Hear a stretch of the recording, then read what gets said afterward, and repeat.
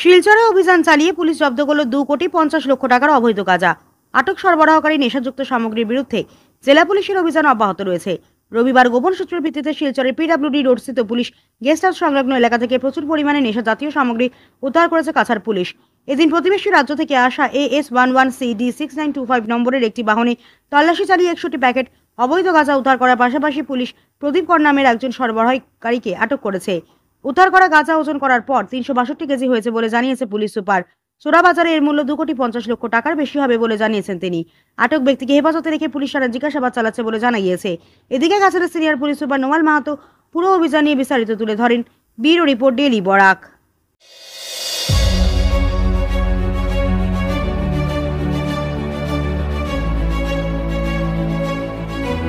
আপোনালোকে জানে যে নিচাযুক্ত সামগ্ৰী বা ড্ৰাগছৰ বিৰুদ্ধে আমাৰ যি অভিযান আছে অব্যাহত আছে আৰু অসমৰ মাননীয় মুখ্যমন্ত্ৰী ডাঙৰীয়াই অসম ৰাজ্যখনৰ সম্পূৰ্ণৰূপে ড্ৰাগছ মুক্ত কৰাৰ তেওঁৰ যি পৰিকল্পনা তাক অধিক ত্বৰান্বিত কৰিবৰ কাৰণে আমাৰ এই অভিযান অব্যাহত আছে। আৰু আজি এটা বিশেষ সূত্ৰৰ পম খেদি আজি পুৱাৰ পৰা এটা আমাৰ অভিযান চলি আছিলে আৰু এই অভিযান কালত আমি আজি আবেলি সময়ত আমি এখন গাড়ী চুবুৰীয়া ৰাজ্যৰ পৰা এখন গাড়ীখনৰ নাম্বাৰ হ'ল AS11CD 6925। এই গাড়ীখন আমি ইণ্টাৰচেপ্ট কৰোঁ আৰু ইণ্টাৰচেপ্ট কৰি তেওঁৰ থকা যেজন ব্যক্তি তেওঁ যিজন আৰোহী আছিলে আৰু তেওঁ নিজে ড্ৰাইভাৰ, তেওঁ তেখেতৰ নাম হ'ল প্ৰদীপ কৰ, তেওঁ চুবুৰীয়া ৰাজ্যৰে এজন ব্যক্তি। তেখেতক যেতিয়া সোধপোছ কৰা গ'ল গোটা আৰু গাড়ীখনত যেতিয়া খানতলাচী চলোৱা গ'ল বৃহৎ পৰিমাণৰ নিচাযুক্ত সামগ্ৰী মানে গাঞ্জা আমি জব্দ কৰিবলৈ সক্ষম হৈছোঁ। আৰু ইয়াত মানে 61টা পেকেটছ আছে, ডাঙৰ ডাঙৰ পেকেটছ আছে। আৰু এই পেকেটখিনি যেতিয়া আমি ওজন কৰোঁ তাৰ পৰিমাণ 362 কেজি ওজন হৈছে, মানে 362 কেজি কেনাবিছ আমি ৰিকভাৰ কৰিলোঁ। আৰু তাৰ লগতে যেতিয়া আমি স্থলীতে আমাৰ ড্ৰাগ ডিটেকশ্যন কিটৰ জৰিয়তে তাক আমি পৰীক্ষণ কৰোঁ আৰু পৰীক্ষণ কালত সম্পূৰ্ণ পজিটিভ ৰিপ্লাই পোৱাৰ পাছত আমি ইণ্ডিপেণ্ডেণ্ট উইটনেছৰ উপস্থিতিত আমি গোটেই সামগ্ৰীখিনি জব্দ কৰিছোঁ। আৰু তাৰ লগতে যিখন গাড়ী বাহন তেওঁলোকে এই অবৈধ সৰবৰাহৰ কাৰণে ব্যৱহাৰ কৰিছিলে সেই বাহনখনো আমি জব্দ কৰিছোঁ।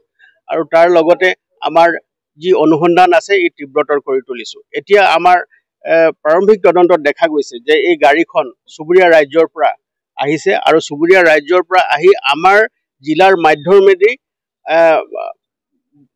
আন এক ঠাইলৈ লৈ যোৱাৰ তেওঁলোকৰ মহানগৰলৈ লৈ যোৱাৰ তেওঁলোকৰ পৰিকল্পনা আছিলে। আমি বৰ্তমানো মানুহজনক সোধপোছ কৰি আছোঁ আৰু আপোনালোকে দেখিছে চলিতে আমি গোটেই সামগ্ৰীখিনি আমি জব্দ কৰিছোঁ।